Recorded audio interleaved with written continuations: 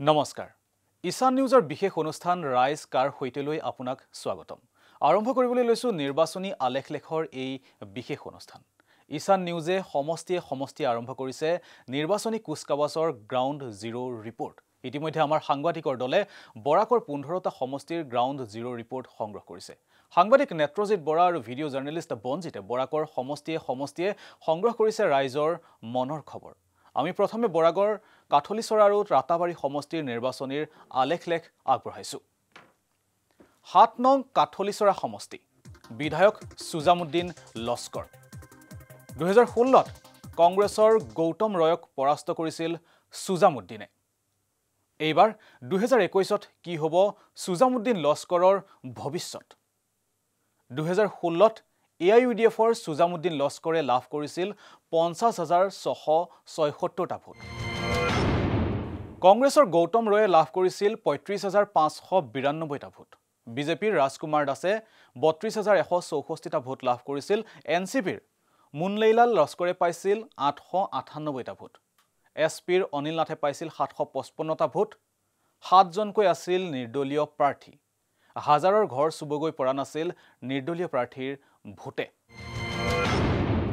কিন্তু এইবাৰ সমষ্টিটোত কোন আছে চৰ্চাত কংগ্ৰেছ এৰি বিজেপিলৈ অহা গৌতম ৰয়ৰ হুদিন ঘূৰি আহিব নেকি মহাজোঁটৰ বাবে কংগ্ৰেছে সমষ্টিটো দাবী কৰিলে কি হ'ব সুজামুদ্দিন লস্কৰৰ ভৱিষ্যত বিজেপিৰ প্ৰাৰ্থিত্ব প্ৰত্যাশী সুব্ৰত নাথ সৈকত দত্ত চৌধুৰী মিলন দাসৰ কাৰ কপাল ফুলিব বিজেপিৰ বিজয় ধ্বজা উৰিবনে সমষ্টিটোত আমি পুনে আপোনালোকক দেখুৱাব খুজিছো কাঠলিছৰা সমষ্টিত আমাৰ গ্ৰাউণ্ড জিৰো ৰিপৰ্টত আছে কি সমাগত 2021 বিধানসভা নিৰ্বাচনৰ এবাৰ নিৰ্বাচনত ৰাইজ কাৰ হৈতে ৰাইজৰ মতামত বিচাৰি আমি আহি উপস্থিত হৈছো বৰাকৰ এটা উল্লেখনীয় সমষ্টি কাঠলিছৰা আৰু এই কাঠলিছৰাৰ পৰা আমি ৰাইজৰ মতামত জানিবলৈ চেষ্টা কৰিম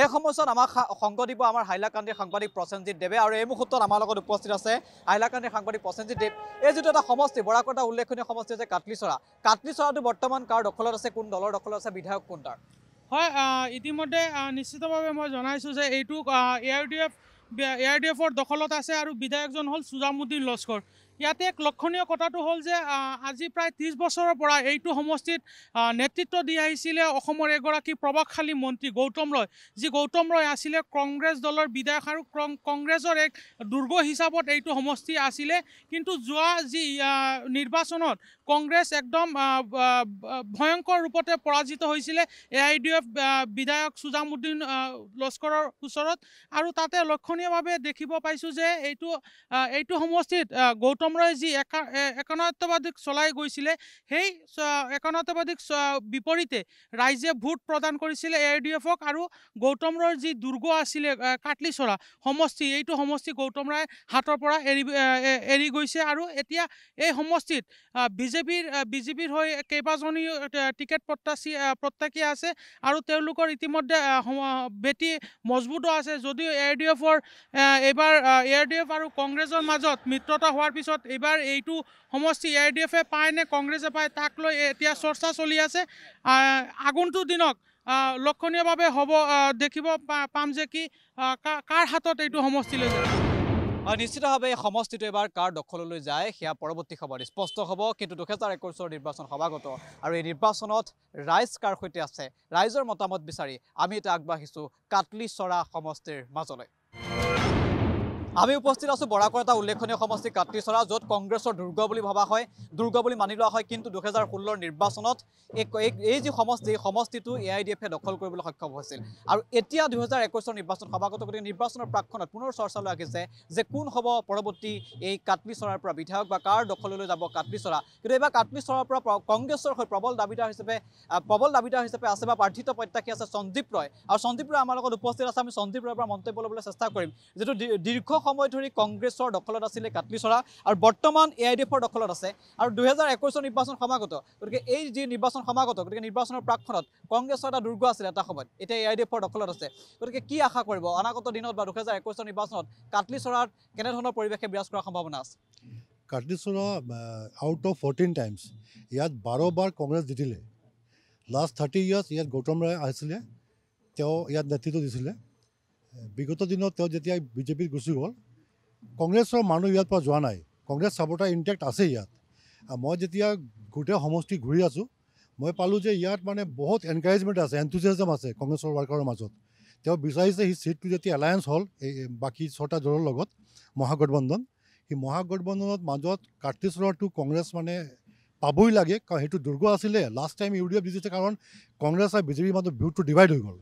তেতিয়া এইটো এলায়েন্স হৈছে, এতিয়া এইটো মেক্সিমাম চান্স কংগ্ৰেছ জিতিব। মই ভাবিছোঁ গোটেই কাটলিচৰৰ মানুহ কংগ্ৰেছক মৰম কৰি থাকে, বিগত দিনত মৰম কৰিছিলে, আজিও কৰি আছে। আৰু বাকী মানুহ ৱেইট কৰি আছে যে কংগ্ৰেছৰ টিকেট পালে ইয়াত কংগ্ৰেছক ভোট দি জয়যুক্ত কৰিব। ইয়াত বিগত 5 বছৰ 2016 পৰা যদি 2021লৈকে চাওঁ, সমষ্টিত কিমান উন্নয়ন হৈছে বুলি ভাবে বা কেনেধৰণৰ কাম হৈছে বুলি ভাবে? 2016ত গৌতম ৰায় যেতিয়া আছিলে ইয়াত মন্ত্ৰী, তেওঁ বহুত কাম কৰিছে, সেইটো স্বীকাৰ কৰিব লাগে। তাৰপিছত যোৱা 5 বছৰ ইয়াত ইমান কাম হোৱা নাই। বেচিকেলি টি গাৰ্ডেন এৰিয়াত টোটেলি কাম হোৱা নাই। ইয়াত UDFৰ MLA আছে, বিজেপিৰ MP আছে, তথাপি ইয়াত টি গাৰ্ডেনৰ কাম হোৱা নাই। আজি প্লেইন এৰিয়াবিলাক আছে, ট্ৰাইবেল এৰিয়াবিলাক আছে, ইয়াত একো কাম হোৱা নাই। মই ভাবিছোঁ যিমান কাম হোৱাৰ কথা আছিলে তেতিয়া হোৱা নাই। ৰাইজে অলপ খং আছে, UDFৰ ওপৰত আছে, বিজেপিৰ ওপৰত আছে। আৰু যেতিয়া কংগ্ৰেছ ইয়াত উন্নয়ন কৰি গৈ থৈছে, কংগ্ৰেছৰ ওপৰত আস্থা ৰাখি গোটেই ৰাইজে এতিয়া কংগ্ৰেছ বিচাৰিছে। মই ভাবিছোঁ অহা 2021 যে নিৰ্বাচন হ'ব, ইয়াত কংগ্ৰেছ জিতিব। ইয়াত আপুনি প্ৰাৰ্থিত্ব প্ৰত্যাশী, যদি কংগ্ৰেছৰ পৰা টিকট দিয়া হয় 2021 নিৰ্বাচনত, তেতিয়াহ'লে আপুনি সমষ্টিৰ কি কামৰ ক্ষেত্ৰত বিশেষ গুৰুত্ব দিব বা কেনেধৰণৰ উন্নয়নমূলক কামৰ ক্ষেত্ৰত গুৰুত্ব দিব? মই ফাৰ্ষ্ট প্ৰিফাৰেঞ্চটো হ'ব যে youth empowerment, women empowerment and employment. Secondly, চাহ বাগানৰ ল'ৰা ছোৱালী আছে, এতিয়া মানে এমপ্লয়মেণ্টৰ পৰা বঞ্চিত আছে, শিক্ষাটো ডাইৰেক্টলি পোৱা নাই, তেওঁ এতিয়া ভাল কৰি পোৱা নাই। এতিয়া চাহ বাগানৰ শ্ৰমিকৰ ল'ৰা ছোৱালীবিলাক যে শিক্ষা পায়, সেইটো মোৰ প্ৰিফাৰেঞ্চ থাকিব। ৰাস্তা ঘাটৰ উন্নয়ন মোৰ প্ৰিফাৰেঞ্চ থাকিব। আৰু ইয়াত বহুত ৰিভাৰ আছে, নদী আছে, যি দুফালে কোনো ব্ৰিজৰ ব্যৱস্থা নাই, দলঙৰ ব্যৱস্থা নাই। তো মোৰ প্ৰিফাৰেঞ্চ থাকক যাতে চহৰৰ লগত গ্ৰামৰ মই জাষ্ট এটাচমেণ্টটো কৰি দিম, ব্ৰিজৰ মাধ্যমে হওক, দলঙৰ মাধ্যমে হওক, যাতে ইয়াৰ কমিউনিকেশ্যনটো ভাল হ'লে ডেভেলপমেণ্টটো এতিয়াই হৈ থাকে। তাৰপিছত যদি বৰ্ডাৰৰ এটা ইছ্যু আছে, ইয়াত কচুতল বুলি এটা জেগা আছে, মিজোৰাম আছাম বৰ্ডাৰ, ইয়াত সদায় মানে মিজো পুলিচ, মিজো পাব্লিক ইয়াতে এনকাউণ্টাৰ কৰি থাকে। বিগত দিনত ইয়াত 20টা ঘৰ জ্বলাই দিছে, জুই জ্বলাই দিছে তেওঁ। মই first one of the major preference থাকিব কি বৰ্ডাৰ সমস্যাটো চেণ্ট্ৰেল গভৰ্ণমেণ্টত হাতত লৈ, কনফাৰেঞ্চত লৈ সেইটো সমাধান কৰিম।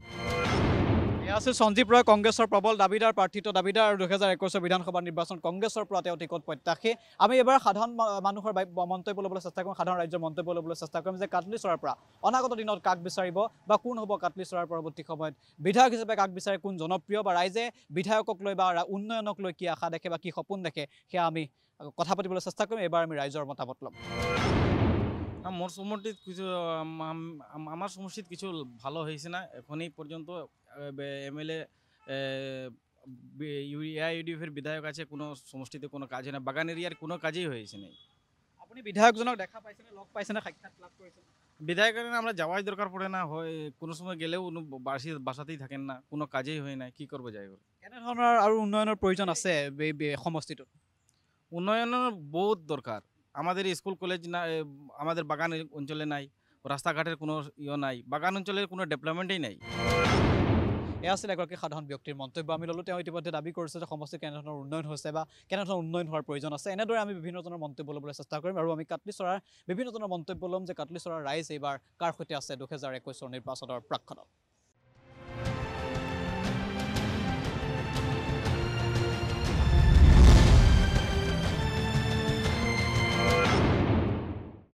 আমি কাটলিচৰা বিধানসভা সমষ্টিৰ ৰাইজৰ মতামত জানিবলৈ চেষ্টা কৰিছোঁ আৰু এই মুহূৰ্তত আমি আহি উপস্থিত হৈছোঁ অসম মিজোৰাম সীমান্তৰ এখন ভিতৰুৱা গাঁও, আৰু যিহেতু কাটলিচৰা সমষ্টিৰ অন্তৰ্গত এই গাঁওখনত আমি উপস্থিত হৈছোঁ। গাঁওবাসীয়ে মন্তব্য ল'বলৈ চেষ্টা কৰিম, মনৰ কথা জানিবলৈ চেষ্টা কৰিম। অসমৰ 7 নম্বৰ বিধানসভা সমষ্টি যে কাটলিচৰা অসম মিজোৰাম সীমান্ততে লাগি আছে আৰু আমি শেষ যিটো তেওঁলোকৰ অংশ, কাটলিচৰাৰ শেষ অংশত উপস্থিত হৈছোঁ। আমি ৰাইজৰ মতামত ল'বলৈ চেষ্টা কৰিম যে ৰাইজে কাক বিচাৰে বা ৰাইজৰ মনৰ কথা আমি জানিবলৈ চেষ্টা কৰিম। 2016 পৰা 21 পৰ্যন্ত কিমান উন্নয়ন হ'ল, ৰাইজে বিধায়কক দেখা পাইছেনে ইত্যাদি বিষয়ে আমি জানিবলৈ চেষ্টা কৰিম। নিৰ্বাচন পালেহি, গতিকে ভোট আপুনিও দিব, আমিও দিম। আপুনি বিধায়কক দেখা পাইছে নাই? আপোনালোকৰ বিধায়কতো মই ৰফিউদ্দিন ভাল পাই। দেখা পাইছে না বিধায়ক আমাৰ পুৰাণ বিধায়ক দেখা নাপায়। এতিয়া আপোনাক সহায় কৰিছে নাই বিধায়ক? না হয় কৰি না অৰুণোদয় আঁচনি পাইছে? না না পায় বৃদ্ধ পেঞ্চন না পায় ঘৰত কোনোবাই পাইছে? না পায় মোৰ চৰকাৰী ঘৰ চৰকাৰী ঘৰ না পায় সমষ্টি কি উন্নয়ন হৈছে? কিবা উন্নয়ন? মোৰ সমষ্টিত না উন্নয়ন হয় না হয় ঘৰো পোৱা নাই? ঘৰ পোৱা নাই মোৰ ঘৰটো দেখোন কিমান আছে মোৰ ঘৰটো ভাঙা আছে না এইটো মই ৰোজ কাজ কৰিবলৈ মই খাই মোৰ এই MLA আছে মই কোনো সাহায্য না কৰে লেট্ৰিন চৰকাৰী লেট্ৰিনটো আছে মোৰ টেংকি না বানাই খালি লেট্ৰিন ঘৰটা বানাইছে চিটটা এইটো বহাৰ জায়গা আছে গাঁথা নাই তানে AIDF টিকেট একটা বিপদী বানাইছো এখন আমি বুকুত কোরআন লইয়া হইয়ার আমি মুসলমানের MLA আর হইতাম না বর্তমানে আমি AIDF প্রত্যেক হাই কমান্ডার আমি হইয়ার মৌলানা বদরুদ্দিন সাহেবের হইয়ার যে বিধায়ক সুজামুদ্দিন লস্কর দে অক্সর দিলাক তারা টিকেট না দিয়ে তার বর্তমানে অক্সর দিলে তার খুব মানে দুঃখিত কিবা উন্নয়ন হৈছে না? আর উন্নয়ন বলতে বর্তমান কোন বিধায়কের জবানা দুইটা ই দেখানো লাগছে না আমরা এই সাইডও নাই উন্নয়ন হৈছিল নে? এতিয়া উন্নয়ন হৈছে? না এখন আর উন্নয়ন নাই এর থেকে আগে বলা আসলো আগরও জেলা আসলো অগ্রুলা বর্তমান করে যে বিধায়ক সুজামুদ্দিন তাই নোয়ার বাদে যেটা প্রতিশ্রুতি দিছিল একটা প্রতিশ্রুতি নাই বৃদ্ধ পেঞ্চন পাইছে? না পাই নাই অৰুণোদয় আঁচনি অৰুণোদয় ধন 830 টকা না এটা পাই নাই লেট্ৰিন না লেট্ৰিন এটা পাইছে খালি আৰু উন্নতে পাইছে না ঘৰ অন্য ঘৰ পাইছে না ঘৰো পোৱা নাই? ঘৰ পোৱা নাই এমএলএক দেখিছে?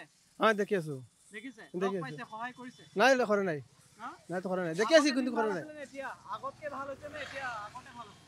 এখন তো ভালো হইতো আগে তো কিছু ভালো নাই এটা তো এখন তো ভালো হইতো MLA বানাইতাম ভালো হইতো আমরা রফিক বাইরে এয়া আছে ৰাইজৰ মন্তব্য আৰু বিভিন্নজনে ইতিমধ্যে প্ৰতিক্ৰিয়া ব্যক্ত কৰিছে যে তেওঁলোকে বিধায়কক দেখিছে নে নাই বা তেওঁলোকে কি আঁচনি সা সুবিধা পাইছে ইত্যাদি মন্তব্য বিভিন্নজনে কৰিছে আমি এনেদৰে মন্তব্য ল'বলৈ চেষ্টা কৰিম বিভিন্নজনৰ মন্তব্য ল'বলৈ আমি আগবাঢ়িম সমষ্টিৰ প্ৰধান সমস্যা কি সমষ্টিৰ প্ৰধান সমস্যা ধৰি লওক নিবনুৱাৰ সমস্যা মূল্যবোধৰ সমস্যা আৰু আজি যেনেকৈ আমাৰ মোদীজীয়ে কৰি থৈছে 100 টকা লিটাৰ পেট্ৰলৰ সেইটোৱে মূল সমস্যা আগৰ 5 বছৰত কাম যিমান হৈছিল এতিয়া তাতকৈ বেছি হৈছে নে নহয় আমি আজি মানে মোৰ আই ৱাজ বৰ্ন ইন 1999 আৰু যেতিয়া মই 2003 পৰা মানে পঢ়া ষ্টাৰ্ট কৰিছোঁ তেতিয়াৰ পৰা মই এটা স্কুলত গৈছিলোঁ তাতে গাৰমুৰা আদৰ্শ বিদ্যাপীঠ বুলি তাৰ ৰাস্তাটো এতিয়ালৈকে সেয়া আছে কোনো উন্নয়ন আমি উন্নয়নৰ পৰা বঞ্চিত কিয়নো আমি আছোঁ কি কাটলিচৰা LA7 এইটো আপোনাৰ দুটা মিজোৰামৰ লগত আমাৰ সংলগ্ন তো এইটো আমাৰ ডেভেলপমেণ্টত আমি কেতিয়াও আগবাঢ়িব পৰা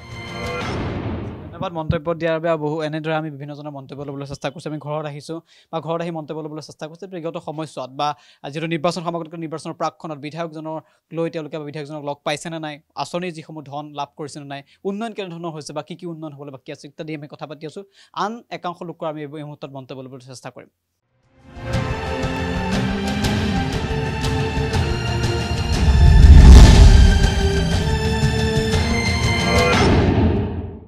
আমি কাটলিচৰা টাউনত আছোঁ যদি সম্ভৱ হয় এই মুহূৰ্তত আমি আপোনালোকক টাউনখন দেখুৱাবলৈ চেষ্টা কৰিম এখন হৈছে কাটলিচৰা টাউন আৰু কাটলিচৰা যিটো এটা গুৰুত্বপূৰ্ণ সমষ্টি বৰাকৰ আমি টাউনখন আপোনালোকক দেখুৱাবলৈ চেষ্টা কৰিছোঁ এখন টাউন কোনো গুণেই কম নহয় এখন চহৰ আৰু এই চহৰখনৰ লোকসকলৰ মন্তব্য আমি ল'বলৈ চেষ্টা কৰিম যে নিৰ্বাচনৰ প্ৰাকখনত আচলতে তেওঁলোকে চৰকাৰী আঁচনি সা সুবিধা পাইছেনে নাই বা কোন ৰাইজৰ মাজত কোনজন বিধায়ক বা জনপ্ৰিয় বা কোনজন প্ৰাৰ্থিত্ব প্ৰত্যাশীৰ বেছি জনপ্ৰিয় বুলি ৰাইজে ভাবে বা বিধায়কজনৰ সময়ছোৱাত বা বিগত 5 বছৰত কিমান উন্নয়নমূলক কাম হ'ল সবিশেষ আমি জানিবলৈ চেষ্টা কৰিম আৰু এয়া হৈছে কাটলিচৰা টাউন আমি টাউনত বৰ্তমান উপস্থিত আছোঁ অৰুণোদয় আঁচনি 830 টকা যে দিছে লগ পাইছে নে 830 টকা নহয় এইটো পোৱা নাই লেট্ৰিন পাইছে আপুনি চাউল আৰু ঘৰ কিবা চাউল পাইছে আৰু যোৱা 5টা বছৰত MLA বেছি উন্নয়ন কৰিছে নে এতিয়া বেছি উন্নয়ন হৈছে কাম কাজ বেছি এতিয়া হৈছে নে আগতে হৈছিল আগতে হৈছিল সহায় কৰিছে MLA কিবা সহায় পাইছে MLA পৰা একো পোৱা নাই সমষ্টিত বৰ্তমানে তো অসম মিজোৰাম সীমান্তত বৰ্তমানে দাঙ্গা লাগি আছে আৰু এটা নিয়ম MLA সাহেবে অনেক কি কৰিছে চাকৰি পাইছে আপোনালোক এজন ছাত্ৰ আপোনালোকে কিবা অসুবিধা পাইছে নেকি আগৰ তুলনাত বা এতিয়া না কোনো অসুবিধা পোৱা নাই MLA লগ পাইছে লগ পাইছে MLA দেখা পাইছে দেখা পাইছে আমরা এটা গেছিও না লাগে আমরা চাইছি না যেটা আমরা এটা পাইছি যেমন ল্যাট্রিন পাইছি বা রাস্তাও হয়েছে আমরা একটা রাস্তাও হয়েছে আমরা যেটা দিকে বাইরে এটা হয়েছে আগে গৌতমরা থাকতে খুব উন্নতি হয়েছে আর এইবারও গৌতমরা যদি খাটলে না আসতে আবার বর্তমানে যে বিধায়ক সুজামুদ্দিন লস্কর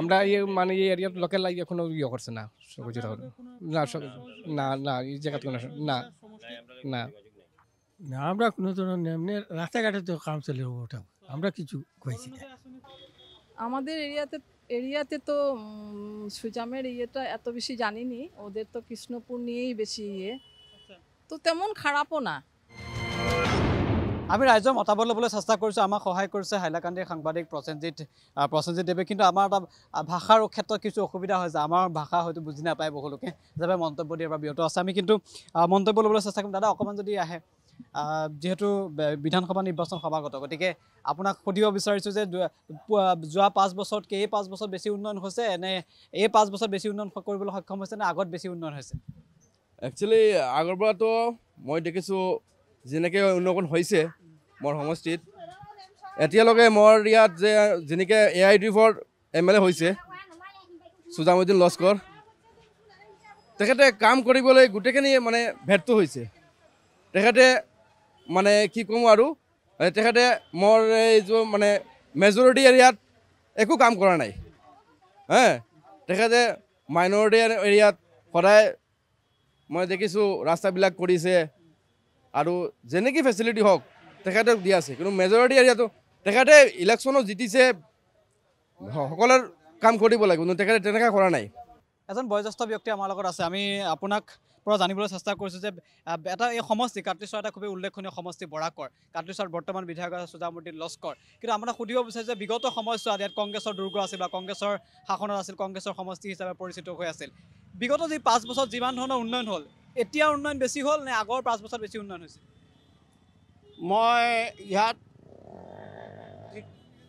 30-35 বছৰ আছোঁ এই 5 বছৰত উন্নতি হোৱা নাই কি গতি লাভ কৰিছে বুলি ভাবে সমষ্টিটো কেনেধৰণৰ গতি লাভ কৰিছে গতিটো আৰু বেয়াই হৈ গ'ল টকা আহিছে শুনি পাই কিন্তু কাজ নহয় ইয়াত আৰু নতুন ৰাজনৈতিক দলবোৰ গঠন যে হৈছে তাৰ সন্দৰ্ভত কি ক'ব ইয়াত গৌতম ৰায় দিলে ভাল হয় গৌতম ৰায় ইয়াত পূৰ্বেও কংগ্ৰেছৰ আছিল আৰু এতিয়া বৰ্তমান AIUDFৰ আছে প্ৰথমটো কংগ্ৰেছত আছিল এতিয়া বিজেপিত আহি গ'ল গৌতম ৰায় এতিয়া কণ্টেষ্ট কৰিবলৈ একমাত্ৰ কেণ্ডিডেট মই দেখিছোঁ একমাত্ৰ গৌতম ৰায় আছে ধন্যবাদ জনালোঁ আপোনাক আৰু এয়া আছিল এজন বয়োজ্যেষ্ঠ ব্যক্তি ইতিমধ্যে মন্তব্য কৰিছে যে সমষ্টিটোৰ উন্নয়নৰ ক্ষেত্ৰত যথেষ্ট এতিয়াও বিধায়কজন ব্যৰ্থ হোৱাৰ তেওঁ মন্তব্য কৰিছে বা উন্নয়ন যিধৰণে আশা কৰিছিল সেইধৰণৰ উন্নয়ন হোৱা নাই আৰু তেওঁ একে সময়তে দাবী কৰিছে যে অসমৰ মুখ্যমন্ত্ৰী কোন হ'ব বুলি যিটো প্ৰশ্ন কৰিছিল বা মুখ্যমন্ত্ৰী কোন হোৱাটো বিচাৰে তেওঁ বৰ্তমানৰ মুখ্যমন্ত্ৰী সৰ্বানন্দ সোণোৱালে পৰৱৰ্তী সময়ত অসমৰ মুখ্যমন্ত্ৰী হোৱাটো বিচাৰিছে এনেধৰণৰ মন্তব্য কৰিছে আৰু এনেধৰণে আমি বিভিন্নজনৰ মন্তব্য ল'বলৈ চেষ্টা কৰিছোঁ আৰু কাটলিচৰা সমষ্টিৰ যে ৰাইজে কি বিচাৰে বা ৰাইজ কাৰ সৈতে আছে সেই সবিশেষ আমি জানিবলৈ চেষ্টা কৰিছোঁ আৰু বৰ্তমান আমি কাটলিচৰা টাউনত উপস্থিত আছোঁ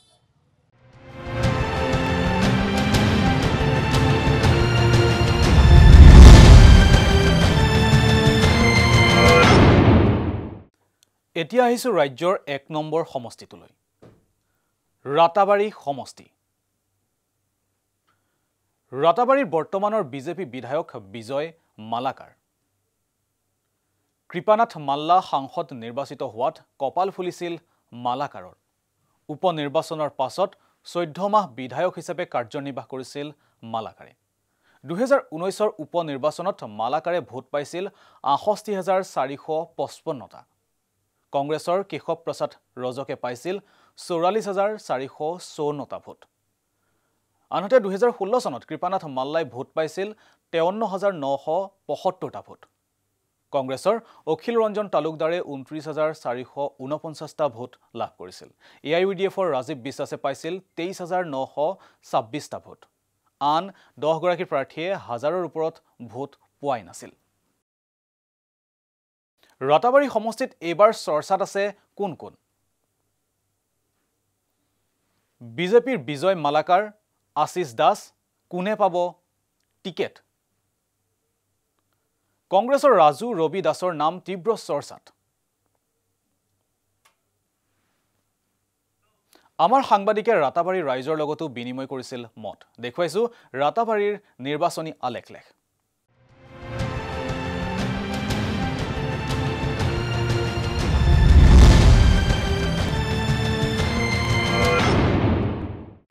আমি ৰাইজৰ মতামত বিচাৰি ইতিমধ্যে বৰাকৰ আন এটা খুবেই গুৰুত্বপূৰ্ণ বিধানসভা সমষ্টিত উপস্থিত হৈছোঁ। এইটো হৈছে ৰাতাবাৰী সমষ্টি আৰু অসমৰ ৰাইজে অন্ততঃ জানে যে বিধানসভা সমষ্টিৰ ভিতৰত ৰাতাবাৰী কিয় উল্লেখনীয়।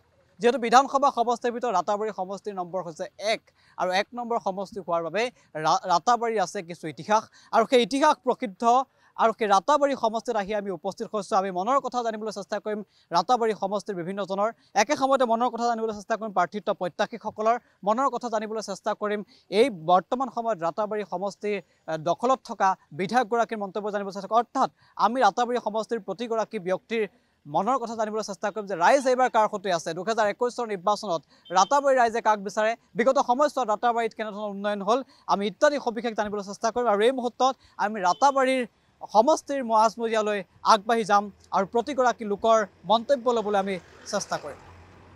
আমি ৰাতাবাৰী সমষ্টিত উপস্থিত হৈছোঁ। ৰাতাবাৰী সমষ্টিত কংগ্ৰেছৰ এগৰাকী প্ৰবল দাবীদাৰ প্ৰাৰ্থিত্ব প্ৰত্যাশী আমাৰ লগত উপস্থিত আছে। আমি তেওঁৰ সৈতে এই মুহূৰ্তত মন্তব্য ল'বলৈ চেষ্টা কৰিম।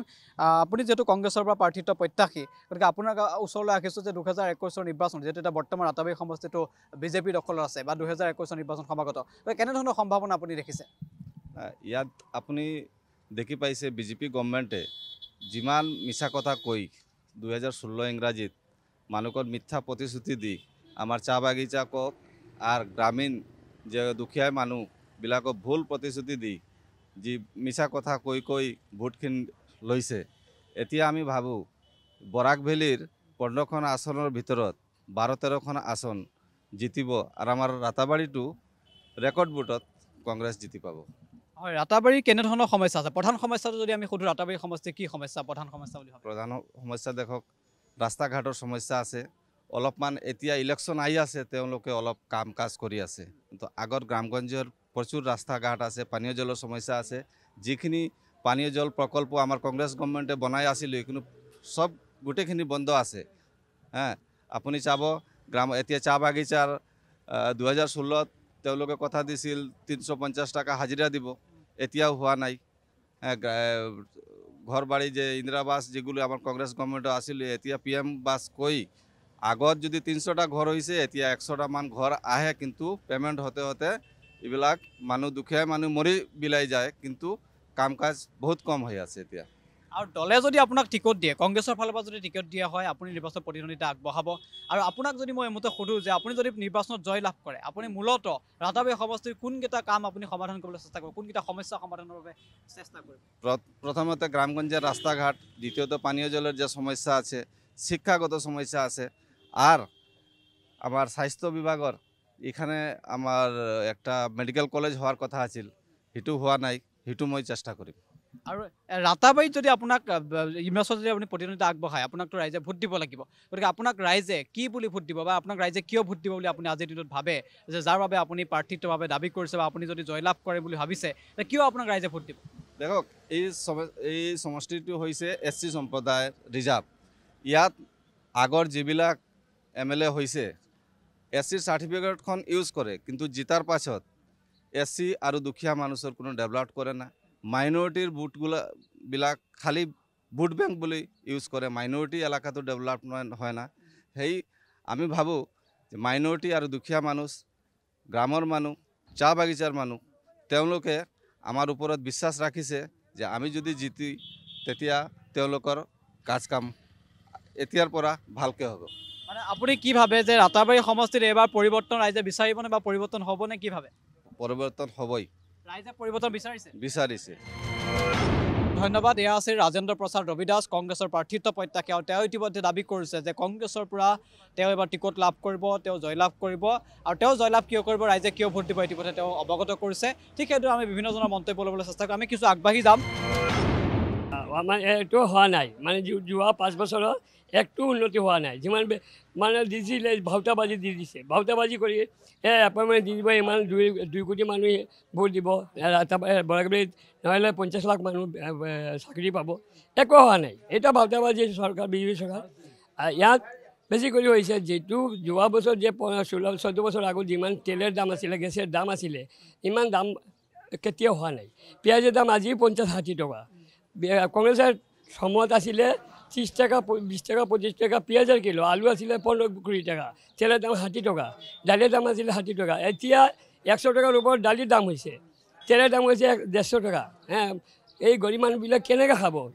যিটো মানুহ কাম কৰি খাই থাকে এই মানুহবিলাকে কেনেকৈ খাব? डेवलप में कोई कुछ नहीं, हम हमारा दोलीबिल में है, हमारा घर साउथ कोरिया में बोरवाला जी भी 77 में। आप जाकर उधर देखिए, हमारा साथ में जब वो एक PWB ब्लॉक से रास्ता किया था ना, उसका साथ पास में एक 90 मीटर का ड्रेन था, वो भी MLA को बोल बोल कर हम लोग थक गए। वो इधर में हमारा घर का अंदर पानी घुस गया था, उसके बाद अभी नहीं हुआ। हम नहीं, हमारा GP में कोई नहीं मिला। আৰু এগৰাকী মহিলা ইতিমধ্যে মন্তব্য কৰিছে উন্নয়ন লাগে, কেৱল আৰু কেৱল মাত্ৰ উন্নয়ন লাগে, আৰু উন্নয়ন হোৱা নাই বুলি অভিযোগ আনিছে। কোন দলৰ প্ৰাৰ্থী সেয়া ডাঙৰ কথা নহয়, তেওঁলোকক কেৱল উন্নয়ন লাগে। এনেদৰে আমি বিভিন্নজনৰ মন্তব্য ল'বলৈ চেষ্টা কৰি যাওঁ। আৰু বৰ্তমান আমি উপস্থিত আছোঁ ৰাতাবাৰীত। আমি বৰ্তমান উপস্থিত আছোঁ বৰাকৰ আন এটা খুবেই উল্লেখনীয় সমষ্টি, ৰাতাবাৰী সমষ্টি। আৰু ৰাতাবাৰী সমষ্টিৰ এটা ইতিহাস আছে, কিন্তু অসমৰ বিধানসভা সমষ্টিৰ 1 নম্বৰ সমষ্টিটো হৈছে ৰাতাবাৰী সমষ্টি। আৰু সেই ৰাতাবাৰী সমষ্টিটো এটা ইতিহাস আছে, আৰু ৰাতাবাৰী সমষ্টি এটা উল্লেখনীয় সমষ্টি বিবেচিত হৈছে। আৰু ৰাতাবাৰী সমষ্টিৰ ৰাইজে কাৰ সৈতে আছে বা ৰাইজ কাৰ সৈতে আছে, ৰাইজে কাক বিচাৰে, এতিয়াৰ বৰ্তমান বিধায়কজনক লৈ ৰাইজ কিমান সুখী ইত্যাদি বিষয়ে আমি জানিবলৈ চেষ্টা কৰিম। আমি বৰ্তমান ৰাতাবাৰীত উপস্থিত আছোঁ, আৰু এই মুহূৰ্তত ৰাতাবাৰী সমষ্টিত আমাক সংগ দিব আমাৰ হাইলাকান্দিৰ সংবাদদাতা প্ৰসেনজিৎ দেৱে। আমি প্ৰসেনজিৎ দেৱৰ পৰা কিছু জানিবলৈ চেষ্টা কৰিম যে যিটো ৰাতাবাৰী সমষ্টি এটা খুবেই গুৰুত্বপূৰ্ণ সমষ্টি, 1 নম্বৰ সমষ্টি যিহেতু অসমৰ, এই মুহূৰ্তত যদি ৰাতাবাৰী সমষ্টিৰ বিধায়ক কোন আছে বা কোনটো দলৰ দখলত আছে ৰাতাবাৰী সমষ্টি? হয়, নিশ্চিতভাৱে এইটো আমাৰ BJP দলৰ বিধায়ক আছে বিজয় মালাকাৰ। আৰু বিজয় মালাকাৰ যোৱা বাই ইলেকশ্যনত তেওঁ জয়ী হ'বলৈ সক্ষম হৈছে BJP দলৰ পৰা। আৰু এইটো সমষ্টিত যদিও উন্নয়ন হৈছে, কিন্তু যোৱা কেইমাহ আগত হিমন্ত বিশ্ব শৰ্মা ইয়াতে আহি ৰাইজৰ আগত এখন প্ৰতিশ্ৰুতি দি গৈছিলে যে ইয়াত এখন মেডিকেল কলেজ বনাব। পৰ্যায়ক্ৰমে সেই মেডিকেল কলেজ প্ৰতিশ্ৰুতি দিছিলে যোৱা আপোনাৰ লোকসভাৰ পৰা, কিন্তু আজিলৈকে সেইটো বাস্তৱত ৰূপায়ণ নহ'ল। সেইটো লৈ ৰাতাবাৰী সমষ্টি ৰাইজৰ মাজত অকণমান ক্ষোভ দেখিবলৈ পোৱা গৈছে। আমি যি সমষ্টি পৰ্যবেক্ষণ কৰি আছোঁ, সেইটো সমষ্টি পৰ্যবেক্ষণত স্থানীয় ৰাইজৰ মাজত এটা ক্ষোভ দেখা গৈছে যে পৰ্যায়ক্ৰমে যি প্ৰতিশ্ৰুতি দিছিলে মন্ত্ৰী হিমন্ত বিশ্ব শৰ্মা, সেই প্ৰতিশ্ৰুতি পালন নকৰাক লৈ ৰাইজৰ মাজত এতিয়া ক্ষোভৰ সৃষ্টি হৈছে। আৰু ৰাতাবাৰী সমষ্টি অতি গুৰুত্বপূৰ্ণ এটা সমষ্টি। এইটো সমষ্টিত এবাৰ বিজেপিৰ মুখ প্ৰতিদ্বন্দ্বী হ'ব কংগ্ৰেছ, আৰু ইয়াক এক তীব্ৰ যুঁজ দেখিবলৈ পোৱা যাব এইটো সমষ্টিত। বৰ্তমান সময়ত বিধায়ক আছে বিজয় মালাকাৰ BJPৰ পৰা, আৰু আমি ৰাইজৰ মতামত ল'বলৈ চেষ্টা কৰিম, ৰাইজ কাৰ সৈতে আছে বা ৰাইজৰ মনোভাৱ কি, সমষ্টিটোৰ কাম কাজক লৈ ৰাইজ সন্তুষ্ট হয় নে নহয় ইত্যাদি ল'বলৈ চেষ্টা কৰিম। আমি এইবাৰ ৰাতাবাৰী সমষ্টিৰ মাজলৈ যাবলৈ আগবাঢ়িছোঁ। আমি যিহেতু উপস্থিত আছোঁ অসমৰ 1 নম্বৰ যিটো বিধানসভা সমষ্টি ৰাতাবাৰী সমষ্টিত, আৰু ৰাতাবাৰী সমষ্টিৰ বৰ্তমানৰ বিধায়কগৰাকী আমাৰ লগত উপস্থিত আছে বিজয় মালাকাৰ ডাঙৰীয়া। আমি তেওঁৰ লগত কথা পাতিবলৈ চেষ্টা কৰিম যে বিগত সময়ছোৱাত তেওঁ কিমান সফল বা এইবাৰ নিৰ্বাচন প্ৰতিদ্বন্দ্বিতা আগবঢ়াবনে নাই। মই প্ৰথমতে আপোনাক স্বাগতম জনাইছোঁ। আৰু যে নিৰ্বাচন সমাগত 5 বছৰ ইতিমধ্যে উকলিলে, গতিকে প্ৰথমতে আপোনাক সুধিব বিচাৰিছোঁ যে 2021 নিৰ্বাচনত আপুনি প্ৰতিদ্বন্দ্বিতা আগবঢ়াবনে? দল টিকেট দিলে নিশ্চয় মই প্ৰতিদ্বন্দ্বিতা কৰিম, কাৰণ মই আপুনি জানে যে 2019 লোকসভা ইলেকশ্যনত আমাৰ ইয়াত মাননীয় MLA বৰ্তমান কৰিমগঞ্জ জিলাৰ সংসদ মাননীয় কৃপানাথ মালা মহোদয় MP হোৱাৰ পিছত চিটটো খালী হৈছিলে। চিটটো খালী হোৱাৰ পিছত দল আমাক টিকেট দিলে। দিয়াৰ পিছত মই ৰাতাবাৰী সমষ্টিৰ পৰা প্ৰতিদ্বন্দ্বিতা কৰি প্ৰায় 25,000 ভোটৰ ব্যৱধানত জিতিলোঁ। জিতাৰ পিছত কাম কাজ সমষ্টিৰ কাৰণে আগবাঢ়াইছোঁ। মই 14 মাহ, আজিৰ ডেটত 14 মাহ ৰানিং চলি আছে মই MLA হোৱাৰ। ইয়াৰ মধ্যে আপুনি জানেই মহামাৰীৰ কাৰণে 7-8 মাহ ওলাই গ'ল। এই বৰ্তমানৰ যিগৰাকী সাংসদ আছে কৃপানাথ মাল্লা, এটা খবৰ চৰ্চিত হৈছে যে তেওঁ এইবাৰ বিধানসভা টিকট বিচাৰিছে বা টিকট তেওঁ প্ৰতিদ্বন্দ্বিতা আগবঢ়াব, এটা খুবেই চৰ্চা চলিছে খবৰ। গতিকে এই ক্ষেত্ৰত কি মন্তব্য? আজি মই শুনিছোঁ, মই 2-1জনে কৈছে কিবা এটা পেপাৰত আহিছে। এইটো সম্পূৰ্ণ বিষয় হ'ল দল যাকে টিকেট দিব, এই কিবাটাক দিলে মই কিবাটাৰ লগত থাকিম, বেলেগত দিলে বেলেগত থাকিম, মানে দলে যাক টিকেট দিব মই দলৰ হৈ কাম কৰিম। কাৰণ মই 26-27 বছৰৰ পৰা এই বিজেপিৰ লগত জড়িত আছোঁ। ভাৰতীয় জনতা পাৰ্টিৰ যুৱ মৰ্চাৰ জিপি মানে ৱাৰ্ড কমিটিৰ পৰা ষ্টাৰ্ট কৰি মণ্ডল কমিটি, মণ্ডলৰ পৰা ডিষ্ট্ৰিক্ট কমিটি, ডিষ্ট্ৰিক্টৰ পৰা ষ্টেট কমিটি থাকি দীৰ্ঘদিন দলৰ লগত কাম কৰিছোঁ। তাৰ বিনিময়ত দলে আমাক টিকেট দিছে, সন্মান দিছে। মই জিতি আহিছোঁ। এতিয়াও দলে যাক টিকেট দিব মই তাৰ হৈ কাম কৰিম, কাৰণ আমাৰ কৈছে দল আগত, ব্যক্তি বা মই কেণ্ডিডেট হোৱাটো বৰ বিজয় নাই। আমাৰ কাছে দল আহিব লাগে। হেমন্ত দা, সৰ্বানন্দ সোণোৱালৰ নেতৃত্বে যি চৰকাৰ কাম কৰি আছে ৰাইজৰ কাৰণে, আসামৰ ৰাইজৰ কাৰণে এই দলেৰ দৰকাৰ আছে। যাক টিকেট দিব। বিগত 5 বছৰ আপুনি বিধায়ক হিচাপে থাকিলে, এতিয়া 5 বছৰ উকলিবলৈ সময় হ'ল, গতিকে আপুনি বিধায়ক হিচাপে নিজকে সফল বুলি ভাবেনে আজিৰ দিনত? একচুৱেলি মই 5 বছৰ পোৱা নাই। উপ নিৰ্বাচনৰ মই আজিৰ ডেটত 14 মাস ৰানিং চলি আছে। এর মধ্যে 14 মাসত মই নিজকে সফল ভাবো, কারণ 14 মাসত মই রাস্তা ঘাটৰ অনেক কাম হৈছে। আমাক মাননীয় মন্ত্ৰী হেমন্ত বিশ্ব শৰ্মা আমাক ইমান সহায় কৰিছে। প্ৰায় 120 কোটি টাকাৰ মতন ৰাস্তাৰ কাৰণে মই পাইছোঁ PWD ডিপাৰ্টমেণ্টৰ পৰা।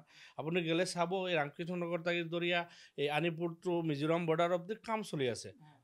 ডবল লেনৰ আগে এইটো সিঙ্গল লেন আছিলে, যিটো টাইত যাব মোটামুটি PWD ৰাস্তা কাম চলি আছে। আগত বিগত এই 3-3.5 বছৰ আমাৰ মাননীয় এতিয়াৰ যে MP কৃপানাথ মালা এই MLA আছিলে, বহুত কাম কৰিছে। মোটামুটি ৰাতাবাৰী সমষ্টিত স্বাধীনতাৰ পিছত এই 5 বছৰ যিমান কাম হ'লে বিজেপিৰ নেতৃত্বাধীন সৰ্বানন্দ সোণোৱাল মহোদয় আৰু হেমন্ত বিশ্ব শৰ্মাৰ নেতৃত্বে কেতিয়াও এই ৰাতাবাৰী সমষ্টিত কাম হোৱা নাই।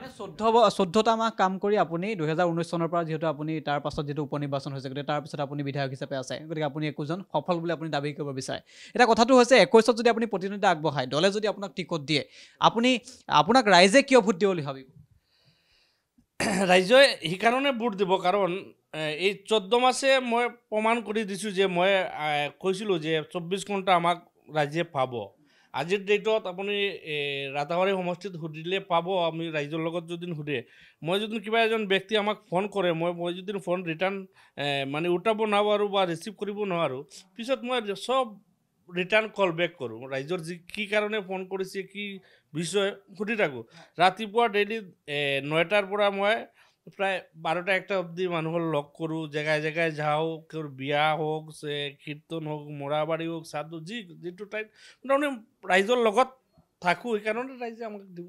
আৰু আপোনাৰ কোনোবা অপজিশ্যনৰ কোনোবা পাৰ্টি বা বিৰোধী দলৰ কোনোবা পাৰ্টি আপোনাৰ বাবে প্ৰত্যাহ্বানৰ সৃষ্টি কৰিছে নেকি, বা আপোনাৰ ক্ষেত্ৰত তেওঁলোকে শক্তিশালী হিচাপে অৱতীৰ্ণ হৈছে নেকি, যিটো আপোনাক বিপদত পেলাব পাৰে? ৰাতাবাৰী সমষ্টি এইটো বিজেপি সমষ্টি, আজিৰ পৰা নহয়। এইটো 91ৰ পৰা ইয়াত আজিৰ ডেটত আমাক লৈ 5 বাৰ বিজেপি ইয়াত জিতিছে। আর আস্থা বরাকবেলির মধ্যে যদি সবচেয়ে বিজেপির কারণে কোনো একটা সেফ সমষ্টি হয়, এটি হলো রাতাবাড়ি সমষ্টি। এই কারণে কংগ্রেসের ইয়াত কিন্তু মানে প্রতিদ্বন্দ্বিতা নহ'ব, কারণ বাই ইলেকশনতো কংগ্রেস UDF মিলি খেলিছিলে। আমার ডিফারেন্স আছিলে 25,000। তেতিয়া আমাক ৰাতাবাৰী সমষ্টিৰ ৰাতাবাৰীৰ ৰাইজে আমাক নাজানে। এতিয়া মই 14 মাসত মই বিজয় মালাকাৰ হিচাপত মই ৰাতাবাৰী সমষ্টিৰ মানুহে বুজি পাইছে, গম পাইছে যে বিজয় মালাকৰ কে বা কি মানুহ বা কেনেকা মানুহ। আপোনাৰ নিৰ্বাচনৰ মূল ইস্যু কি হ'ব? 2021 নিৰ্বাচনৰ প্ৰতিদ্বন্দ্বিতা যিটো আগবঢ়াম বুলি আপুনি আশাবাদী, গতিকে আপোনাৰ মূল ইস্যু কি হ'ব? নিৰ্বাচনী ইস্যু আসামত যে ডেভেলপমেণ্ট কৰিলে আমাৰ সৰ্বানন্দ সোণোৱাল, হেমন্ত বিশ্ব শৰ্মা মহাশয়ে যে ডেভেলপমেণ্ট কৰিলে, আপুনি এই যে ৰাতাবাৰী সমষ্টিত আজ থাকি 5 বছৰ আগত আনিপুৰৰ পৰা মানুহ দুলপচৰা ৰংপুৰ চেৰাগী এইবিলাক পায়দল খোজকাঢ়ি যাব লগা হৈছিলে। আজি 5 বছৰত কিবাদা হেমন্ত বিশ্ব শৰ্মা মাননীয় মুখ্যমন্ত্ৰীৰ নেতৃত্বে এই আসাম এই ৰাতাবাৰী সমষ্টিত আজি যিটো টাইত যাব আপুনি এটলিষ্ট খোজকাঢ়ি যাব নালাগে, গাড়ী যায়, ব্ৰেক ৰাস্তা যিটো টাইত যাব ৰাস্তা ভাল ৰাস্তা পাব। ডেভেলপমেণ্ট হৈছে। বাকী খালি ৰাস্তা কৰি নহয়, পানীয় জলৰ ব্যৱস্থাত থাকি দৰিয়া মোটামুটি সব লাইনত কাম হৈছে। বিশেষ কৰি এই আমাৰ অৰুণোদয় থাকি দৰিয়া চৰকাৰে ইমান স্কিম দিছে। এই চৰকাৰ 5 বছৰ হোৱাৰ পিছত আগতে মানুহে এনেকা বেনিফিট বা বেনিফিচিয়াৰী পোৱা নাই। এইকাৰণে এই বৰাকবেলিত বিশেষ কৰি আৰ ৰাতাবাড়ি সমষ্টিত, দেখুন বৰাকবেলিত আমাৰ সমষ্টিত বহুত মানুষ আছে যে বাংলাদেশেৰ পৰা অহা মানুহৰ ৰিফিউজি হৈ অহা মানুহ। কিন্তু মানুহৰ এটা আশা আছিলে যে বিজেপি চৰকাৰ আহিলে নাগৰিকত্ব দিব। এই চৰকাৰ আহিছে, নাগৰিকত্ব দিছে। সেইকাৰণে মানে বিজেপি অনেক কাম কৰিছে। বিজেপিৰ বিকল্প ৰাতাবাৰী সমষ্টিকে কৰিমগঞ্জ ডিষ্ট্ৰিক্ট বা বৰাকবেলিত মানুহে ভাবিব নোৱাৰে। মানে 2021 নিৰ্বাচনতো বিজেপি দখলতে ৰাতাবাৰী থাকিব। থাকিব একদম ৰাতাবাড়ি থাকিব খালি ৰাতাবাড়ি নহয় 2021 নিৰ্বাচনে কৰিঙুজত 3টা কি 4টা সিট বিজেপিৰ দখলত থাকিব আৰু এয়া আছিল বিধায়ক বিজয় মালাকাৰ ডাঙৰীয়া ইতিমধ্যে তেওঁলোকৰ আমি মন্তব্য আগবঢ়াইছে যে 2021 নিৰ্বাচনত তেওঁ প্ৰতিদ্বন্দ্বিতা কৰিব বিজেপিৰ পৰা তেওঁ আশাবাদী ইতিমধ্যে তেওঁ টিকট প্ৰত্যাশী টিকটৰ দাবীদাৰ আৰু 2021 নিৰ্বাচনত যদি বিজেপিয়ে বা দলে তেওঁক টিকট দিয়ে তেতিয়াহ'লে নিশ্চিতভাৱে বিজেপিৰ হাততে থাকিব ৰাতাবাৰী সমষ্টি পুনৰবাৰ বিধায়ক হিচাপে তেওঁ জয়লাভ কৰিব সেই কথা সেই দাবী ইতিমধ্যে তেওঁ কৰিছে আৰু বিগত সময়ছোৱাত যি ধৰণে উন্নয়নৰ কাম কৰিলে আৰু সেই উন্নয়নৰ বাবে ৰাইজে ভোট দিব বুলি তেওঁ দাবী কৰিছে আৰু 2021 নিৰ্বাচনত ৰাতাবাৰী সমষ্টি কাৰ দখললৈ যায় পৰৱৰ্তী খবৰ নিশ্চিত হ'ব ৰাইজে সেয়া আচলতে নিৰ্ধাৰণ কৰিব কিন্তু এই মুহূৰ্তত বিধায়ক গৰাকীয়ে ইতিমধ্যে দাবী কৰিছে যে বিজেপিৰ দখলতে থাকিব ইতিহাস প্ৰসিদ্ধ ৰাতাবাৰী সমষ্টি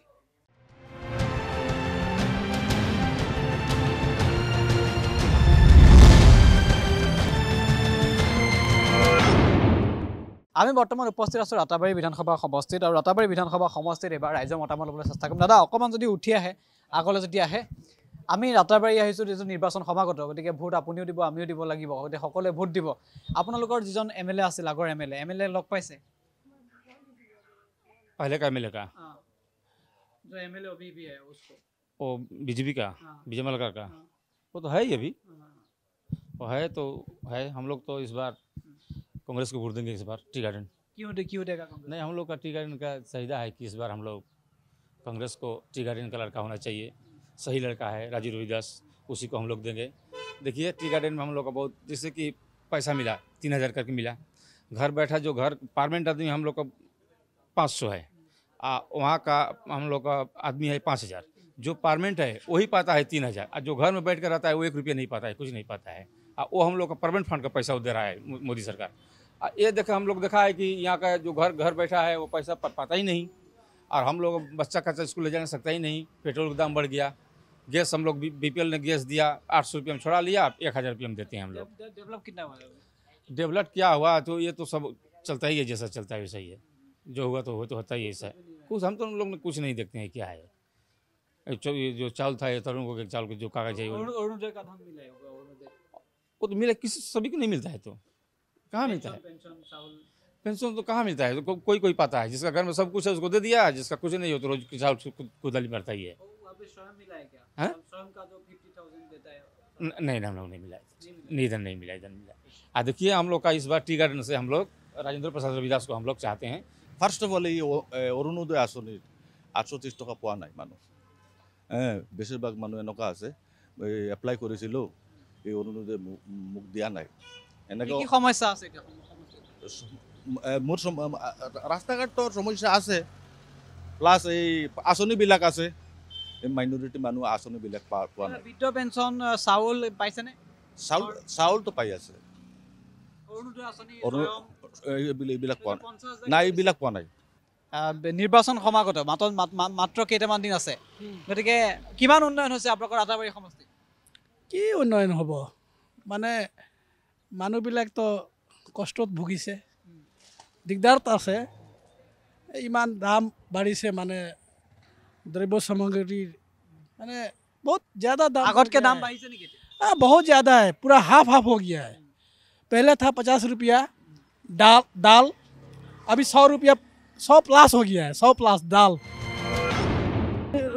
एमएलए আপোনালোকৰ বৰ্তমান আছে আপুনি ভাবেনে সফল বুলি নহয় না এটা एकदम কি সফল কৰিব ये संविधान तो अनएडुकेटेड है वो तो समझ ही नहीं सकता है बगान का आदमी क्या है बगान के आदमी लोगों को समझता ही नहीं है कुछ আমি ৰাতাবাৰী সমষ্টি এখন বিশেষ গাঁৱত উপস্থিত হৈছোঁ পশ্চিম হৰেনগৰ এই গাঁওখনৰ এখন বিশেষ দোকান আমি দেখিছোঁ আৰু আমি দোকানখনৰ ভিতৰলৈ সোমাই যাম আৰু তাত যিজন ব্যক্তি আছে আমি তাৰ পৰা মন্তব্য ল'বলৈ চেষ্টা কৰিম আমাৰ বিধায়কে যিবিলাক কাম কৰি আছে এতিয়া আমি বহুত আনন্দিত আৰু আমাৰ তেখেত আৰু নেক্সট 5 বছৰৰ কাৰণে আমি আমাৰতো আৰু মানুহে কৈ আছে যে 10 বছৰে লাগে তেখেতক মানে নেক্সটত তেখেতেই লাগে আৰু নহলে মানে আমাৰ ৰাতাবাৰীৰ অৱস্থা আগৰ এমএলএতকে এতিয়া এমএলএ ভাল নে আগৰ এমএলএ বেছি ভাল আছে নে আগৰ এমএলএৰ কথা আমি ক'ব নোৱাৰো আগৰ এমএলএৰ কথা আমি ইমান ডিসকাস কৰিব বিচৰা নাই কিন্তু আমাৰ এতিয়াৰ এমএলএ যিজন আছে আৰু আমাৰ মানে আমাৰ মনৰ মানুহ আৰু তেখেতে যিবিলাক কাম কৰিছে আমি আৰু বহুত আনন্দিত আপোনাৰ ৰাতাবাৰী সমষ্টিৰ মানুহ নিৰ্বাচন আহিছে এই 5 বছৰত সমষ্টি কেনেধৰণৰ উন্নয়ন হ'ল 5 বছৰ না মানুহটো আমাৰ খুব ভাল লাগিছে আমাৰ ল'ৰাটো তো বহুত কাম কৰি আছে তাৰ লগত বহুত মানে আমাৰ ভাল লাগিছে এই আঁচনি ধন পাইছে বৃদ্ধ পেঞ্চন পাইছে হা বৃদ্ধ পেঞ্চন পাইছে পাইছো এই অৰুণোদয় আঁচনি 830 টকা যে দিছে পাইছে না 830 টকা মই তো না বৃদ্ধ পেঞ্চন পাইছে পাইছে আৰু ঘৰ লেট্ৰিন হা পাইছে চাউল পাইছে হা আগৰ এমএলএ ভাল আছিল নে এতিয়া আগৰ এমএলএ টো ভাল লাগে কেনে রাস্তাটো তো বিজয় মালাকারের লাগিয়া বহুত আমরা রিকোয়েস্ট করি আর 5 বছর বিজয় মালাকার থাকতো ইতিমধ্যে তেওঁলোকে কেইবাজনো মহিলা ইয়াত আছে তেওঁলোকে ইতিমধ্যে মন্তব্য কৰিছে যে বিধায়কগৰাকীকে তেওঁলোকক লাগে আৰু এই বিধায়কগৰাকীয়ে তেওঁলোকৰ উন্নয়নৰ কাম কৰিছে খুব ভাল বুলি মন্তব্য কৰিছে আৰু এনেদৰে বিভিন্নজনে মন্তব্য আগবঢ়াইছে ৰাতাবাৰী সমষ্টিৰ ৰাইজৰ মতামত ল'বলৈ চেষ্টা কৰি আছে বিভিন্ন সময়ত আমি আকৌ আগবাঢ়ি যাম আন লোকৰ মন্তব্য ল'বলৈ চেষ্টা কৰিম মোৰ লাগিয়া বিজয় মালাকাৰ তুফান মে মহিলাদেৰ লাগিয়া বিজয় মালাকাৰ আমাৰ লাগে এজন বিশেষ ব্যক্তি আমি দেখিছোঁ ট্ৰেক্টৰত কাম কৰি আছে আমি তেওঁলোকৰ মন্তব্য ল'বলৈ চেষ্টা কৰিম দাদা যদি অকণমান মন্তব্য দিয়ে আমি আপোনালোকৰ যিটো ৰাতাবাৰী সমষ্টিত আহি উপস্থিত হৈছোঁ নিৰ্বাচন ওচৰ চাপি আহিছে গতিকে সমষ্টিত কাম কেনেধৰণৰ হৈছে কাম कैसा हुआ है बहुत अच्छा काम हुआ है बहुत अच्छा काम हुआ है यहाँ जो विधायक जी हैं बहुत अच्छे हैं उनको जो है अगले 5 साल फिर उनको जो है टिकट जो 5 साल में कितना डेवलप हुआ है बहुत हुआ है इसके 5 साल के पहले तो कुछ नहीं हुआ था लेकिन पिछले 5 साल में इतना हो गया है कि जो पिछले 50 साल में भी नहीं हुआ है यहाँ पे जितना प्रॉब्लम है समस्ती का वो जो प्रॉब्लम सॉल्व कर सकता है वो है बिल्कुल बिल्कुल बिल्कुल जो है वो सॉल्व कर सकते हैं और उनके बस में है तो मैं चाहता हूँ कि आगे भी वो विधायक बने हमारे यहाँ बहुत ही अच्छा काम हुआ है और जो आसनी अरुणोदय स्वयं मिला है क्या इस लोगों के मिल रहा है इसकी मिला है क्या हाँ बिल्कुल मिल रहा है जो लेट्रिन मिला है घर बिल्कुल मिल रहा है सबको मिला है सबको मिल रहा है और जो ये कह दे कि हमें नहीं मिल रहा समझ लीजिए वो झूठ बोल रहा है हाँ बिल्कुल से मिला हुआ है सबको मिला है सरकार ठीक है अभी वाला सरकार ठीक है अभी वाला सही है बीजेपी बहुत सही है बहुत सही है बीजेपी को दोबारा आना चाहिए ठीक है थैंक यू आज বিশেষ ব্যক্তিজনে ইতিমধ্যে মন্তব্য কৰিছে যে খুব কাম হৈছে উন্নয়ন হৈছে সমষ্টিত আৰু বিজেপি চৰকাৰকে লাগে সেই দাবী ইতিমধ্যে তেওঁলোকে উল্লেখ কৰিব বিচাৰিছে আৰু এনেদৰে বিভিন্নজনে মন্তব্য কৰা পৰিলক্ষিত হৈছে কেইবাজনো লোক আছে আমি বিভিন্নজনৰ মন্তব্য লৈছোঁ পুনৰ আগবাঢ়ি যাম আকৌ মন্তব্য ল'ম আৰু আমি বৰ্তমান এই ৰাতাবাৰী সমষ্টিৰ লোকৰ মন্তব্য ল'বলৈ চেষ্টা কৰি আছোঁ এটা সন্ধিয়া হৈ গ'ল আমি ৰাতাবাৰী সমষ্টিতে আছোঁ ৰাতাবাৰী সমষ্টিৰ 2 এজন ব্যক্তি আমি মন্তব্য ল'বলৈ চেষ্টা কৰিম এখন বিশেষ ফাৰ্মাচী আছে আমি ফাৰ্মাচীখনত সোমাই আহিছোঁ এজন ব্যক্তি মন্তব্য ল'ম এজন বয়োজ্যেষ্ঠ ব্যক্তি এই মুহূৰ্তত আছে আমি তেওঁৰ মন্তব্য ল'বলৈ চেষ্টা কৰিম हो जाएगा निर्वाचन आ गया है इलेक्शन आ गया है और समस्ती का कितना डेवलप हुआ है अभी डेवलप हो रहा है तो समय कहाँ पाए हैं ये तो थोड़े समय पाए हैं इसमें भी बहुत जो पहले वाला एमएलए था वो अभी वाला जो एमएलए है कौन अच्छा है देखिए कुछ सबका तो अपना अपना विशेषता होता है ना ये जो एमएलए हैं ज़्यादा इनका पब्लिसिटी है पब्लिक से ज़्यादा स्नेह है प्रेम है देश के जनता से सर हम बता दें आपको ये जो सरकार आया इस सरकार में हम लोग को बहुत मिल रहा है असम सरकार और केंद्र की सरकार में भी भारतीय जनता पार्टी की जब सरकार आया 2014 साल से तो सबका साथ सबका विकास तो हो रहा है और इसके बाद हमारे जो विधायक जी हैं हम बता दें आपको ऐसे विधायक हमारे राताबाड़ी में पहली दफ़ा हम लोग पाए हैं और ऐसा विधायक को हम लोग चाहते हैं कि जैसे हमारे विधायक ऐसे ही मिलना चाहिए और मल्लखन जी जो हैं इनका जैसा विधायक हम लोग कभी पाए नहीं थे और पहली दफ़ा हम लोग पाए हैं बहुत विकास हुआ है पहले से बहुत अच्छा है पहले तो विकास का नाम पर कोई नहीं था अभी लेकिन ये सरकार आने के बाद जितना विकास हुआ है इससे पहले राताबाड़ी में कभी ऐसा विकास नहीं हुआ था तो मैं भारतीय जनता पार्टी के कार्यकर्ता के एक छोटे कार्यकर्ता के हिसाब से मैं यही बात कहूँगा हमारे आदरणीय नरेंद्र मोदी जी जेपी नड्डा जी और हमारे अमित शाह जी आपके माध्यम से हम उनको यही बात कहना चाहूँगा कि ऐसा उन्नयन अभी तक नहीं हुआ है अभी जो हमारे विधायक हैं उन्होंने उनका काम जितना अच्छा है उनका काम और करनी में कोई अंतर नहीं है सब कुछ ठीक है उनके काम से हम सब खुश हैं বিধায়ক 100% সফল, কারণ 70 বছর পর এই প্রথম সাধারণ মানুষ যারা, অর্থাৎ সাধারণ ভোটার যারা, এরা জানতে পেরেছে যে বিধায়ক কি হয়। কারণ সমাজের নিচ থেকে নিচের স্তরের যে মানুষগুলো আছে তাদের সঙ্গে বিজয় মালাকার খুব সুন্দর সম্পর্ক বজায় রেখে চলেছেন এবং সবার সুখে দুঃখে বিজয় মালাকার পাশে থাকার চেষ্টা করেছেন। কোনো কোনো ক্ষেত্রে যদি নিজে সশরীরে উপস্থিত হতে না পেরেছেন, সেখানে উনি ওনার প্রতিনিধি দিয়ে ওই যে মানুষটা অসুবিধার সম্মুখীন হয়েছে তার পাশে গিয়ে দাঁড়িয়েছেন। 13 महीने के विधायक, हम उम्मीद करते हैं कि हम लोग का 13 नहीं 70 साल में जो काम नहीं हुआ वो अभी हो रहा है। अभी जिस तरफ जाइए इधर ही देखिए खाली काम ही काम चल रहा है। अगर ये विधायक फिर चुन के आएंगे, हम तो आशा करते हैं कि फिर विधायक बनेंगे, इनको टिकट दिया जाए। अगर ये विधायक बन जाएंगे तो हमारे एरिया में काम फिर करने लायक नहीं रह जाएगा उन्नयन वाला। বিভিন্নজনে প্ৰতিক্ৰিয়া ব্যক্ত কৰিছে, বিভিন্নজনে মন্তব্য আগবঢ়াইছে যে তেওঁলোকৰ বিধায়কে যথেষ্ট কাম কৰিবলৈ সক্ষম হৈছে। আৰু ৰাতাবাৰীত আমি উপস্থিত হৈছোঁ আৰু ৰাতাবাৰীৰ বিভিন্ন প্ৰান্তত আমি এনেদৰে আগবাঢ়িছোঁ। আন এজন বিশেষ ব্যক্তি আছে এই মুহূৰ্তত, যদি সম্ভৱ হয় তেওঁৰ মন্তব্য আমি ল'বলৈ চেষ্টা কৰিম। कैसा काम चल रहा है समस्ती में? बहुत अच्छा काम चल रहा है। अभी आगे किसी को मिला है क्या? हाँ, हमसे मिला है। हेल्प किया है क्या? हेल्प हमको बहुत, हम तो एक्सीडेंट हुआ था, हमको पैसा कौड़ी सब दिया है। एक्सीडेंट हुआ था आपको? पैसा दिया है? और घर द्वार घर रास्ता बना दिया है एकदम हम लोग के। नहीं तो इतना हाँ, घर नहीं अभी मिला है, मिलेगा। আমি নিবিয়া বজাৰত আছোঁ, ৰাতাবাৰী একেবাৰে অন্তিমটো যিটো প্ৰান্ত নিবিয়া বজাৰ। আমি নিবিয়া বজাৰ এজন শাক পাচলি ব্যৱসায়ী আছে, আমি তেওঁৰ পৰা মন্তব্য ল'বলৈ চেষ্টা কৰিম। দাদা, শাক পাচলিৰ দাম কেনে চলিছে? 20 টাকা টমেটো কেজি, 20 টাকা সিম কেজি, 20 টাকা বেগুন কেজি, সব 20 টাকা। খুব দাম বাঢ়িছে বুলি এটা অভিযোগ আছে, দাম বাঢ়িছে নেকি সঁচাকৈ? 20 টাকা, সব 20 টাকা, সব 20 টাকা। এমএলএ লগ পাইছে নাই? পাইছে। এমএলএ সহায় কৰে নে? হয়, কৰে তো। হ্যাঁ, দেখা পাইছে? রাত্রে 12টা 1টা যে কোনো সময় দেখা দরকার পড়লেই পাওয়া যায় এমএলএ। আগৰ এমএলএ ভাল আছিল না এতিয়া এমএলএ? না না, এখন এমএলএ ভালো, এরকম এমএলএ পাওয়া যেত না। আমরা বহুত ভাগ্যই পাইছি এরকম এমএলএ। আর সরকার কোনখন? আগৰ সরকার ভাল না এতিয়া? না, সরকার তো এখন সরকার ভালো, বিজেপি সরকার আছে, খুব ভালো সরকার আছে। আপোনালোকে আঁচনি ধন পাইছে, অৰুণোদয় আঁচনি, স্বয়ং কিবা কিবি আঁচনি যে দিছে, বৃদ্ধ পেঞ্চন, বিধৱা আঁচনি পাইছে? সব পাওয়া গেছে। ঘর পাইছে না, ইয়ার স্যাংশন হয়ে গেছে, আই যাব ঘর আই। আর লেট্রিন পাইছে। চাউলটো পাই আছে? ফ্রি চাউল পাইছে, 6 মাস 8 মাস পাইছে, আর কেটা লাগে, এরকম সরকার আর পাওয়া যেত না। আর উন্নয়ন কেনে ধরনের হয়েছে সমষ্টিত? খুব ভালো, খুব ভালো। আমরা যে এমএলএ আছে খুব ভালো এমএলএ, এরকম আমরা খুব ভাগ্যর কারণে এরকম এমএলএ পাইছি। আমরা আবার বিজয় মালাকারে আমরা আবার সমর্থন করব, এরকম এমএলএ আমরা আবার দরকার। এনেদৰে বিভিন্নজনে প্ৰতিক্ৰিয়া ব্যক্ত কৰিছে। আমি ৰাতাবাৰী সমষ্টিৰ মন্তব্য ল'বলৈ চেষ্টা কৰিছোঁ।